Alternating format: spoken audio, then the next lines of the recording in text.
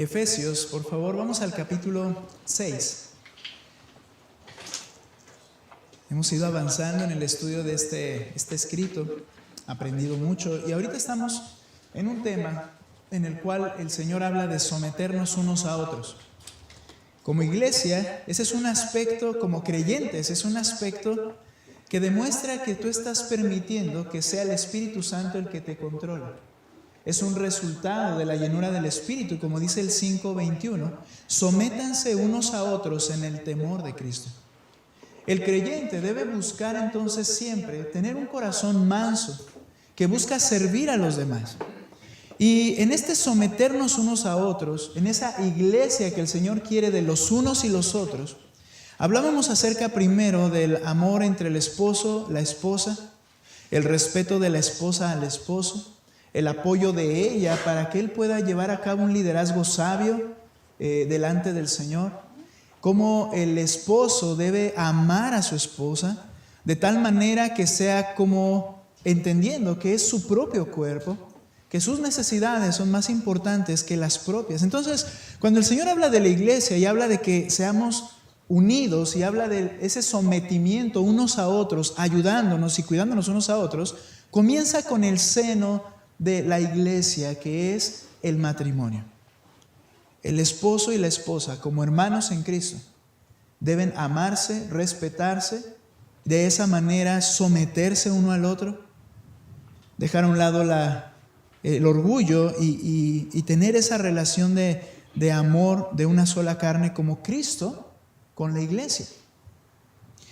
Y al ir avanzando acerca de estas relaciones de los unos y los otros, sigue dentro del seno de la familia, que es la célula de la iglesia. Y ahora va a hablar acerca de los padres y los hijos. Nota conmigo capítulo 6, por favor. Efesios capítulo 6, versículo 1. Ya habló del esposo y la esposa en el matrimonio, la familia. Y dentro de la familia, verso 1, hijos, obedezcan a sus padres en el Señor, porque esto es justo. Honra a tu padre y a tu madre, que es el primer mandamiento con promesa, para que te vaya bien y para que tengas larga vida sobre la tierra. Y luego le dice a los padres, y ustedes padres, no provoquen a ira a sus hijos, sino críenlos en la disciplina e instrucción del Señor. Hemos dicho a veces en la reunión de matrimonios que quisiéramos como que ver en la escritura instrucciones aún más amplias acerca de la relación del esposo y la esposa o de los hijos con los padres, pero encontramos pasajes como estos, solamente 4 versículos para hablar acerca de, y es todo lo que vemos en Efesios, para hablar de los padres y los hijos. Y podríamos pensar, híjole, es que falta instrucción. La realidad es que no. La realidad, hermanos, es que entendamos que todos los aspectos que el Señor nos llama al creyente de cómo vivir y amar al prójimo y de cómo vivir obedeciendo al Señor y siendo de bendición a los que nos rodean, todo eso debe gobernar nuestra relación matrimonial y nuestra relación con nuestros hijos. De hecho, en estos pocos versos, pero suficientes, el Señor instruye cómo debe ser la relación que exalta y glorifica a Dios entre los padres y los hijos. Solamente lo que hace falta es escuchar y querer obedecer. Y es ahí donde está el verdadero problema. Una sola instrucción podría ser suficiente, pero somos tardos para oír. Batallamos con eso por causa de nuestro pecado. Entonces, en este pasaje, el Señor nos habla acerca de someterse unos a otros, pero ahora es el amor entre padres e hijos.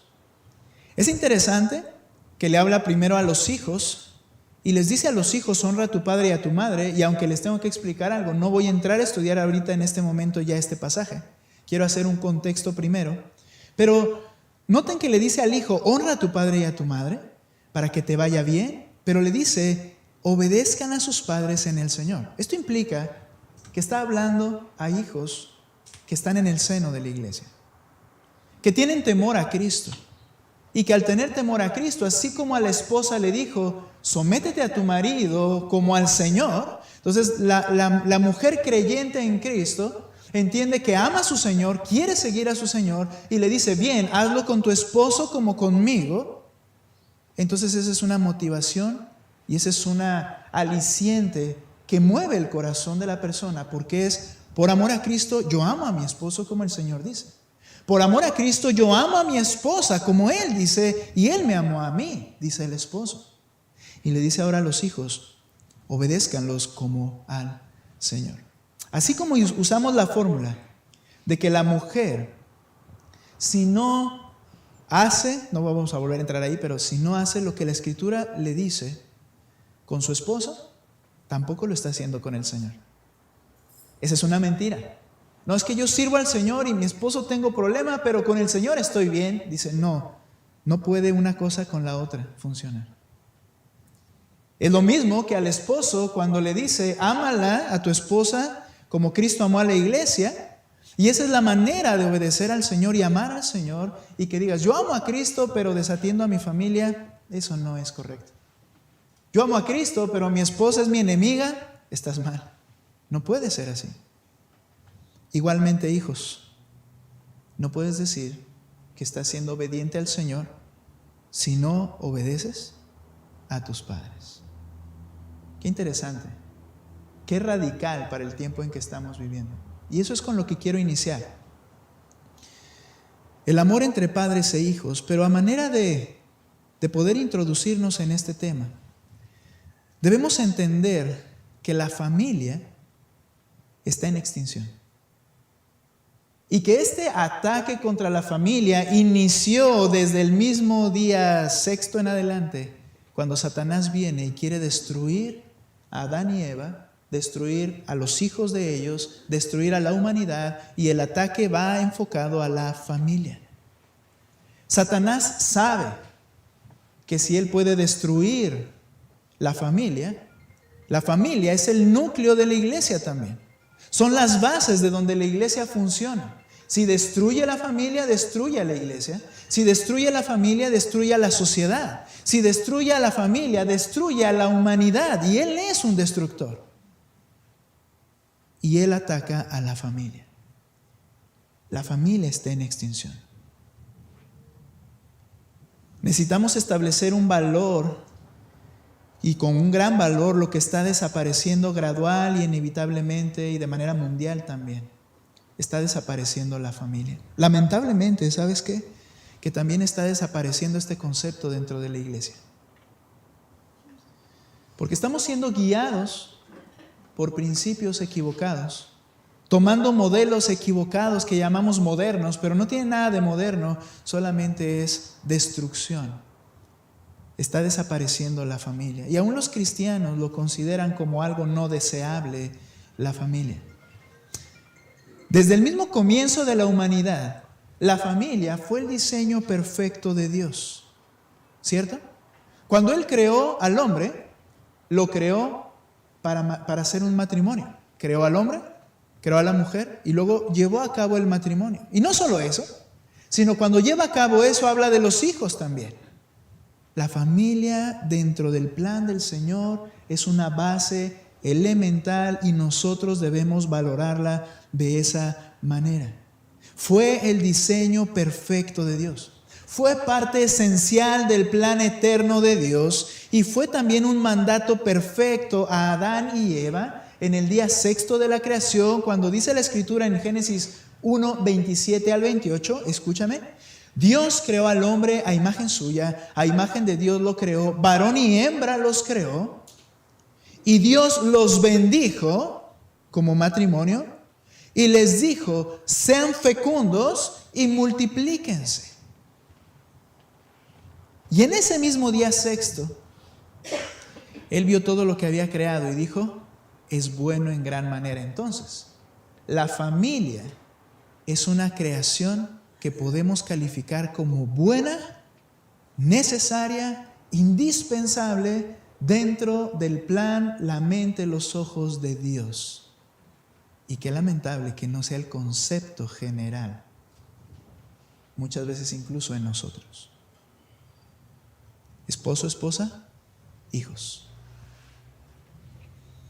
Ahora, si este es el plan perfecto de Dios y dijo que era bueno en gran manera todo lo que creó, incluido el matrimonio y la familia, debemos entender que la familia entonces es indispensable en el avance del plan de Dios. Cristianos, jóvenes, casados y solteros también, debemos tener un concepto distinto de lo que es la familia y los hijos.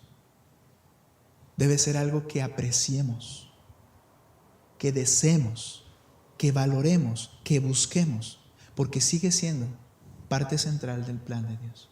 Pero ahora hablaremos de eso un momentito, pero ¿qué concepto manejan nuestros jóvenes?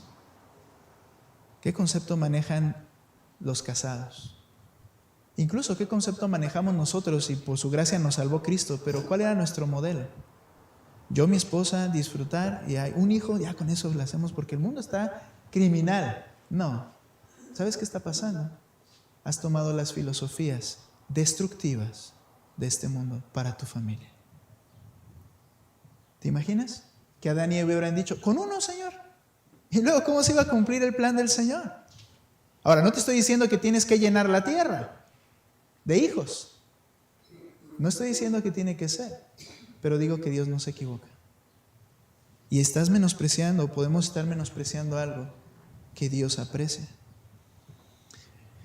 Conceptos tales como alcanzar un nivel económico, alcanzar un nivel profesional, alcanzar un estatus o nivel social.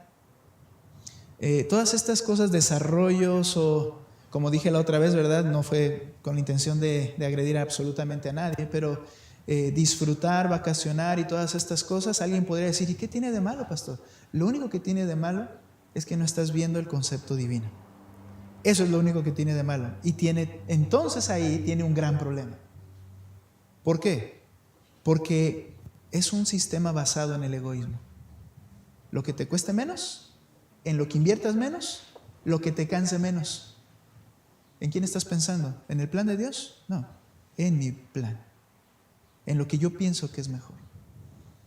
Espero que en esta mañana nos pueda ayudar a poder sembrar semillas de entendimiento diferente y valorar las cosas de manera como Dios las valora. La familia está incluida en el avance del plan de Dios. En realidad, el centro de todo lo creado, de todo el plan del Señor, de todo este libro, de toda la obra de Dios, todo se centra en una cosa. Dios se da a conocer por medio de la revelación. Él quiere que la humanidad le conozca. Adán y Eva conocieron la voluntad de Dios de manera directa. ¿Esto qué debería originar en ellos? Bueno, debería originar como respuesta obediencia. Le dijo el Señor, van a gobernar la tierra, van a llenarla de personas que gobiernen la tierra para que se refleje Dios en ellos, porque fuiste creado a mi imagen. En otras palabras, alguien lo dijo de esta forma: cuando la tierra se llenara de personas que tienen la imagen de Dios, toda la creación exaltaría a Dios, porque estaban viendo a Dios allí en la apariencia de esos seres humanos. Sin embargo, el pecado destruyó gran parte de esta imagen. Hay una realidad: Él nos hizo a su imagen, pero nosotros ya no somos su imagen. Ya no nos parecemos. No puedes ver al hombre y decir, así es Dios, pero aún hay rasgos de cómo Dios es por lo que Él ha creado en nosotros. Pero entonces, el plan de Dios es darse a conocer a su creación, que su creación le obedezca, y al obedecerle de esa manera, la creación disfrutaría toda la plenitud, porque estaría adorando a Dios, viviendo para el Señor, pero no solamente Adán y Eva, sino los hijos de ellos. Por eso dijo, llenen la tierra. Si el propósito del Señor es revelarse, ¿cómo se iba a llevar a cabo la transmisión de estas verdades durante todo el tiempo que el Señor permita que la creación siga existiendo? Bueno, la manera en el inicio, y así es, fue la forma oral de que los hombres comunicaban quién era Dios. ¿Y cómo lo comunicaban? A sus hijos. No salían a las plazas, gritaban. Adán y Eva no se esperaron a que se llenara todo el continente y entonces comenzó a hablar. Él desde un principio a sus hijos les transmitió la verdad que Dios reveló para seguir con el plan de Dios, que es darse a conocer su gloria, su grandeza. Los padres dándoselos a los hijos. ¿Por qué Caín? Vamos a meditar un poquito en esto. ¿Por qué Caín se enojó con Abel? ¿Te acuerdas? Bueno, algunos dicen que porque Dios simplemente, Caín llevó lo mejor de la tierra y Dios dijo, a mí me gusta más la de Abel, que era una oveja. Y entonces Caín dijo, esa es preferencia y ahorita me lo he hecho y lo mató, ¿no? Pero no fue así. Dice la Escritura que Dios le agradó la ofrenda de Abel porque fue la ofrenda que él demandó. Eso es lo que nos da a entender el libro de Génesis. Pero Caín, él quiso hacer una ofrenda de lo que a él le pareció mejor. Y Dios le dijo, yo no quiero eso, yo quiero esto. ¿Cómo Caín y Abel supieron?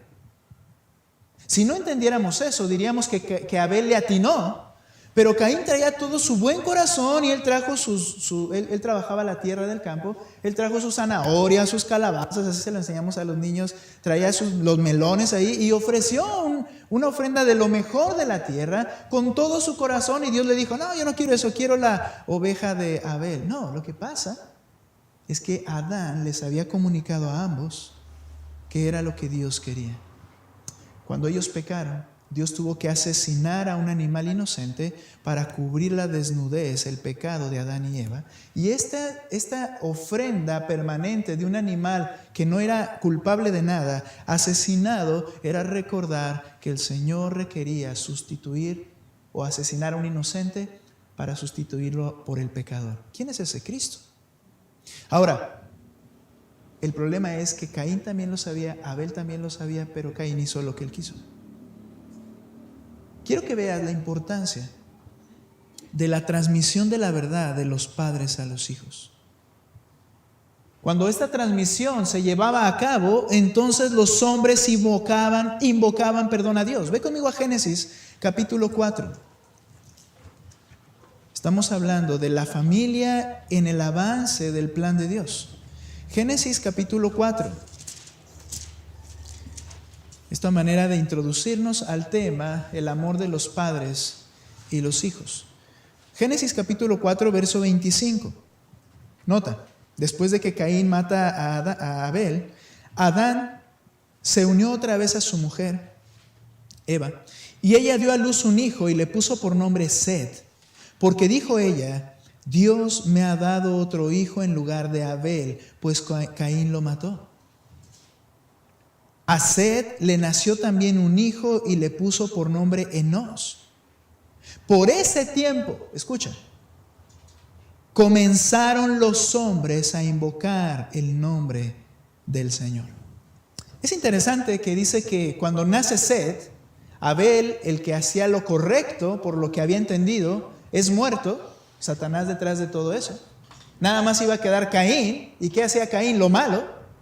Y vuelve a nacer alguien más llamado Set para compensar, en un sentido lo entiende Eva, a Abel que murió, y viene Set. Y luego dice que Set tiene Enós. Y cuando tiene Enós, dice, y los hombres en este tiempo empezaron a adorar y glorificar a Dios. ¿Cómo sucedió esto? Bueno, pues Adán estaba ahí, le dijo a Set le dijo a Enós, que hablaremos de unos 30 años. No. Ve conmigo por favor al capítulo 5.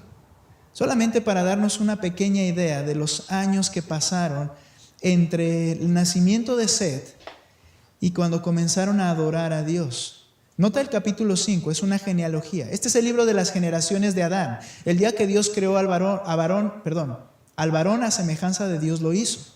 Varón y hembra los creó, los bendijo y los llamó Adán el día que fueron creados. Cuando Adán había vivido 130 años, engendró un hijo a su semejanza, conforme a su imagen, y le puso por nombre Set. El nacimiento de Set, a cuando Dios creó a Adán y Eva, pasó 130 años.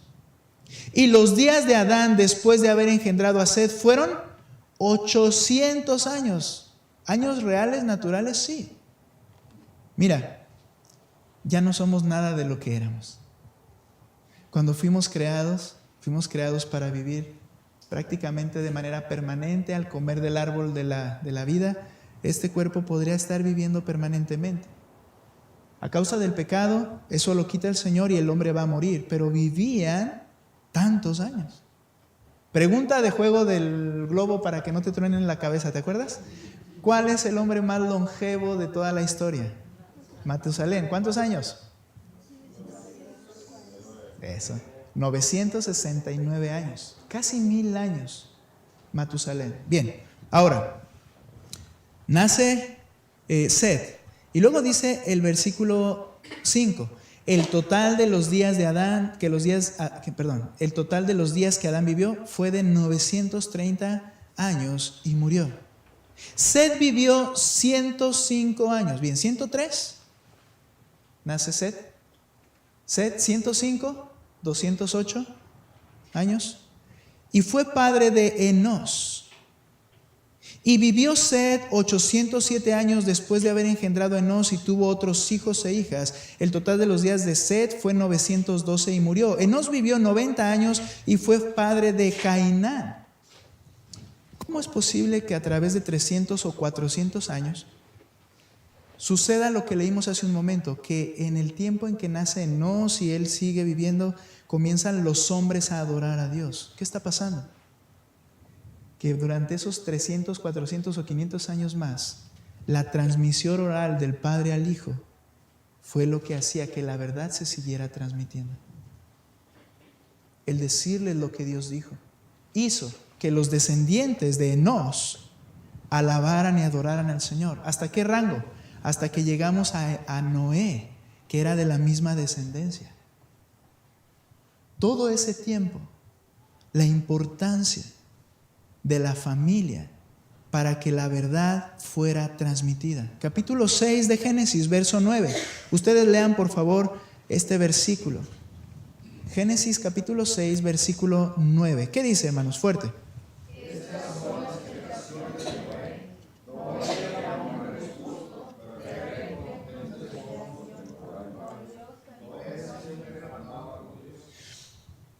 Muy bien. Ya no sé qué hacer, pero hermanos, no sé qué. Tráiganselas y para que tengamos la misma versión, pero les voy a ayudar a leerlo en esta parte. Dice, estas son las generaciones de Noé. Noé era un hombre justo, es decir, alguien que temía a Dios. ¿Por qué? Porque Set se preocupó de decírselo a Enos, Enos se preocupó de decírselo a su hijo, el hijo a su hijo, y por miles de años, por lo menos, más o menos una suma aproximada, quizá 2000 años, algo por ahí. Es variable porque los tiempos se solapan y quizá incluso periodos más largos. No había escritos. Todo era lo que mi padre me dijo. Y lo fueron comunicando hasta que llega Noé. Dice, este era un hombre justo, perfecto entre sus contemporáneos. Es decir, este hacía lo correcto. Era un pecador como tú y como yo, pero este hacía lo correcto. Noé siempre andaba con Dios.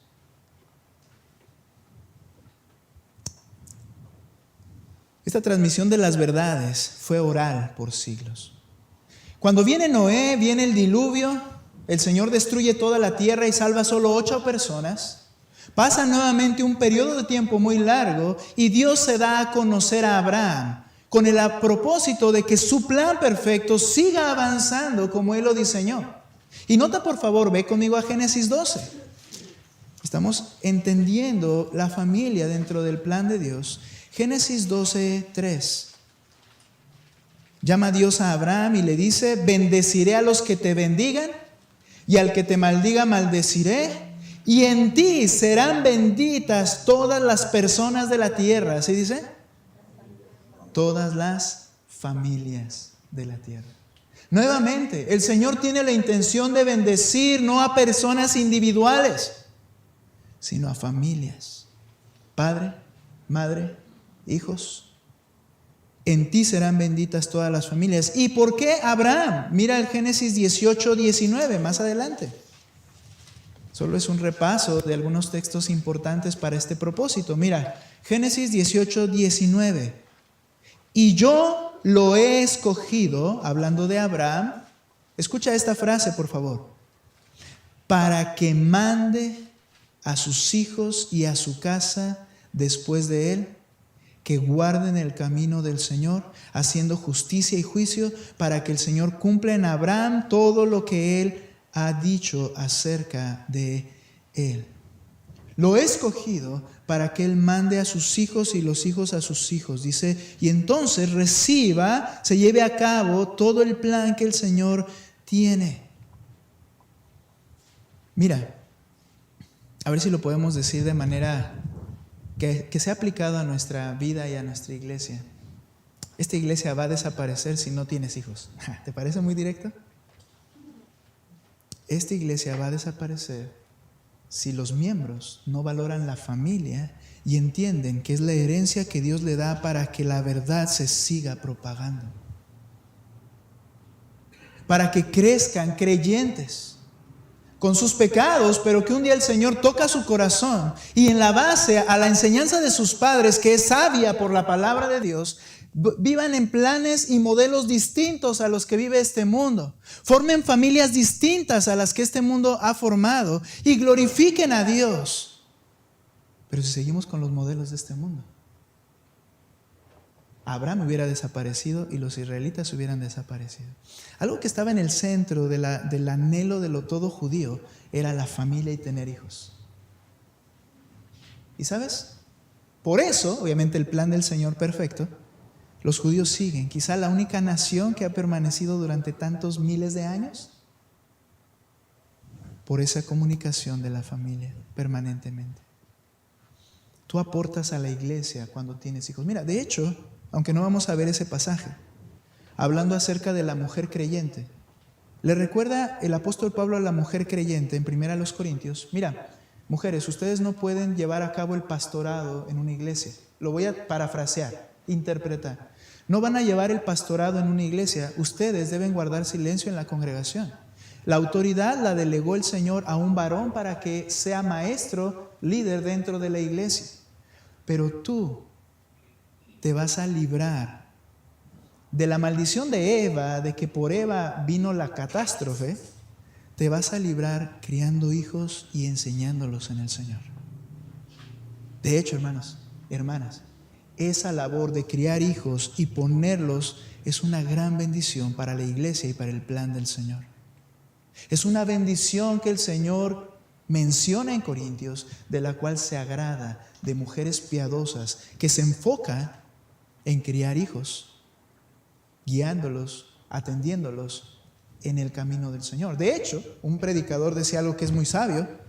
De esa forma se evita que también la mujer esté pensando en tomar el liderazgo de la iglesia, porque tiene una labor que consume todo el tiempo de una manera tan maravillosa y trae resultados eternos: criar a los hijos. Yo doy gracias a Dios por mi esposa. Ya les he dicho que es mi navaja suiza, ¿verdad? Porque hace de todo, como MacGyver. Sin ella yo no hubiera podido hacer nada.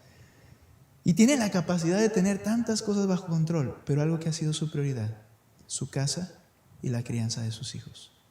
Yo no podría haberlo hecho. Y de hecho así funciona. Soy el líder y debo de cuidar y debo de atender las necesidades de ellos, pero el trabajo de mayor tiempo implementado en la familia es mi esposa con los hijos. Hermanas, no las guarderías, no los abuelos, no los amigos. Si quieres comunicar la verdad, tú tienes que invertir tiempo en casa. Pero nos queremos ahorrar la fatiga, lo dije hace rato, ¿verdad? Ahora va a ser mi frase en algunas de estas enseñanzas. Dios da a conocer a Abraham su propósito y dice: lo he elegido porque yo sé y le mando que él comunique a sus hijos. Cuando se revela al pueblo de Israel, que es la descendencia de Abraham, pero ya formada como un pueblo, una nación, cuando se les revela desde el monte Sinaí, no es para ser un pueblo de almacenaje de las verdades de Dios, sino que la revelación que Dios les iba a dar, ese pueblo fue escogido para ser el canal para que la verdad se comunicara durante los siglos, y no solo a ellos, sino a los que les rodeaban. Nota por favor Deuteronomio capítulo 6. El Señor les da la ley en Sinaí. Y mira cómo les dice en el capítulo 6, versículo Deuteronomio 6, 5 y 6. Deuteronomio 6, 5 y 6. Le dice a ese pueblo: amarás al Señor tu Dios con todo tu corazón. Le conoces a través de la palabra y eso genera la responsabilidad de amarle y obedecerle con todo tu corazón, con toda tu alma y con toda tu fuerza. Pero no son esfuerzos individuales. Estas palabras que yo te mando hoy estarán sobre tu corazón. Bien, ahí debe partir. Y las enseñarás diligentemente a tus hijos. Y hablarás de ellas cuando te sientes en tu casa, y cuando andes por el camino, y cuando te acuestes, y cuando te levantes. Esto es lo hermoso de la familia, que no tienes tiempo libre en casa. Pero es un tiempo que se aprovecha. Porque le hablas a tu hijo, aunque esté pasando una situación de la escuela. Bueno, mira, el Señor dice esto. O mira, le pasó esto a uno que dice la Escritura. Tú debes tener cuidado. Debes tratar con misericordia. Si tú ves un defecto en alguien, tú no debes menospreciarlo. ¿Por qué? Porque el Señor no menospreció tus pecados y Él te salvó. Tú tienes que tener... Y es un tiempo permanente de estar creciendo en la palabra y compartiendo la palabra, porque somos humanos y necesitamos estar hablando y va a haber problemas y siempre la Escritura tiene la respuesta. Pero mejor solitos. ¿Sabes para qué? Para no tener que hacer nada. Para distraerte. Y así es como viven muchas familias cristianas modernas, que intencionalmente no quieren tener hijos y sus tiempos libres solamente son tiempos de ocio. ¿Te suena? Es que así es como se está promoviendo. Y no nos damos cuenta que es solo para destrucción de la iglesia, de la misma humanidad. Las enseñarás a tus hijos, hablarás con ella cuando estés en tu casa, cuando andes en el camino, cuando te acuestes y cuando te levantes. Fue hermoso escuchar una vez a una persona que decía ser atea en un trabajo en el que estuve. Decir, yo no le voy a hablar nunca a mi hija de Dios. Pero fue hermoso cuando le compartí una anécdota de una persona que vino a la fe en Cristo. Cuando diciendo ateo las mismas palabras que este amigo, dice que un día su hija, al ir creciendo y comenzar a hablar, estaba contemplando una flor en el jardín y le dijo: papá, ¿quién creó esto? Él tenía la firme convicción, este hombre del que hablo de la anécdota, tenía la firme convicción de que la religión es una creación de la mente, de que es por transmisión de los padres a los hijos que crean a un Dios. Y él decía: yo no lo voy a hacer con mi hija, pero se dio cuenta que su hija en su interior comprendió que había alguien superior que había creado todas las cosas. Eso lo hizo entender y buscar al Señor, y ahora es un cristiano apologeta, es decir, defiende la fe en Cristo por todas aquellas cosas que él pensaba que la ciencia le demostraban que Dios no existía. Ahora las usa para enseñar que Dios existe y que Cristo es el Salvador.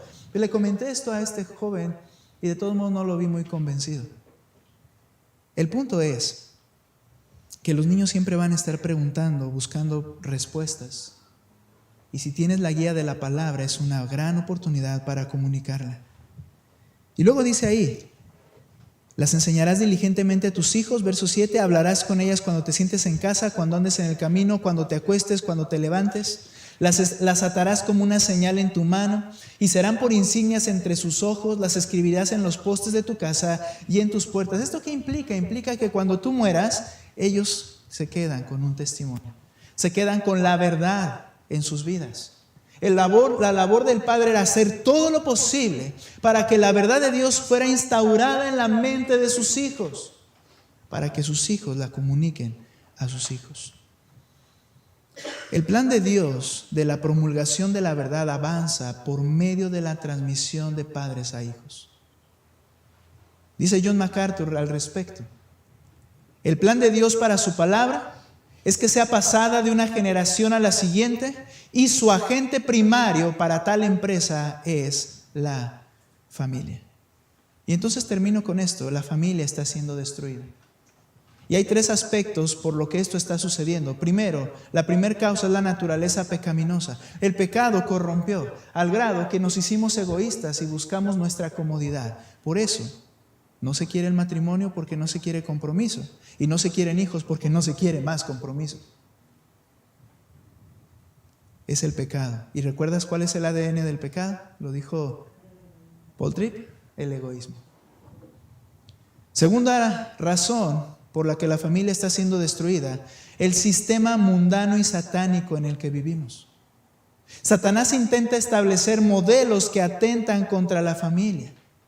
Y Dios nos llama siempre en su palabra a salir de dichos esquemas. No temas a lo que ellos temen, no hagas como ellos hacen, no sigas lo que ellos siguen. Permanentemente le decía esto al pueblo de Israel. Hay que seguir los modelos del Señor. Y la tercera causa, la influencia perversa de la filosofía humanista. Estas filosofías que gobiernan nuestra manera de decidir y de actuar. No hijos, no matrimonio, hijos con derechos. Checoslovaquia, ¿sí? Un país en el cual el marxismo fue la manera de gobernarlo durante muchos años. Ahí lo que hicieron fue que los hijos desde el nacer tenían que quedarse, escucha esto, tenían que quedarse en guarderías establecidas por el Estado. Todas las horas del día, salvo ir a casa y dormir, esos niños tenían que quedarse en educación permanente que el Estado proporcionaba. ¿Cuál era la idea del marxismo? La idea era quitarles a los hijos ideas de teología, quitarle a los hijos ideas sexuales, quitarles a los hijos principios morales para convertirlos en herramientas del Estado. ¿Y qué estamos haciendo nosotros? ¿Y qué está pasando en nuestro país? Precisamente lo mismo. Mamás, ay, qué bueno, que se lo quede. No. Esas filosofías humanistas están para destruir el plan perfecto del Señor. Y ahora los hijos entonces, también allá en Checoslovaquia, tenían derechos. Ellos decidían sobre sus padres. Ahora en Estados Unidos puedes demandar a tus padres y ellos te están obligando a ir a la iglesia. Los hijos contra los padres permanentemente, pero solo en 4 versos el Señor derrama más sabiduría que toda la sabiduría humana para enseñarnos cómo hacer que esto funcione. Y los vamos a estudiar. Solo termino con Malaquías. Ve conmigo capítulo 2, verso 14, por favor. Malaquías 2. Es el último libro antes de Mateo, es decir, el último del Antiguo Testamento. Aquí condenando el profeta el acto del adulterio. Dice lo siguiente en Malaquías 2:14, Dios a través del profeta condenando el acto del adulterio, que al final es un ataque contra la familia misma para destruirla. Él dice lo siguiente en el versículo, vamos a tomar un poquito antes, versículo 13, a ver si por ahí podemos entender. Y esta otra cosa hacen, les está denunciando sus pecados al pueblo y les dice, cubren el altar del Señor de lágrimas. Ellos estaban dañando a otros. ¿Cómo? Llantos y gemidos, porque Él ya no mira las ofrendas ni la acepta con agrado de su mano. Y ustedes dicen, ¿por qué? ¿Por qué el Señor ya no acepta sus ofrendas? ¿Y por qué hay lágrimas y llanto? Dice, y ustedes dicen, ¿por qué? Porque el Señor ha sido testigo entre tú y la mujer de tu juventud, matrimonio, contra la cual has obrado deslealmente, aunque ella es tu compañera y la mujer de tu pacto. Le dice el Señor al pueblo de Israel, hombres están menospreciando a sus esposas, están teniendo adulterio. Esto ha hecho que mis ojos y mis oídos se llenen de lágrimas y dolor. ¿De quiénes? De sus propias familias. ¿Estás siendo desleal contra la mujer con la que hiciste pacto, tu matrimonio? Y luego le dice, pero ninguno que tenga un remanente del Espíritu lo ha hecho así. ¿Y qué hizo hablando del Señor, mientras buscaba una descendencia mientras buscaba una descendencia de parte de Dios. Presten atención, pues a su espíritu. No seas desleal con la mujer de tu juventud, porque yo detesto el divorcio, dice el Señor, Dios de Israel, y al que cubre de iniquidad su vestido, dice el Señor de los ejércitos. Presten atención, pues, a su espíritu y no sean desleales. Ahora, quiero enfocarme en una frase y termino con esto. Mira lo que dice el verso 15. Pero ninguno que tenga un remanente del espíritu lo ha hecho así. ¿Y qué hizo Dios, mientras buscaba una descendencia de parte de Dios?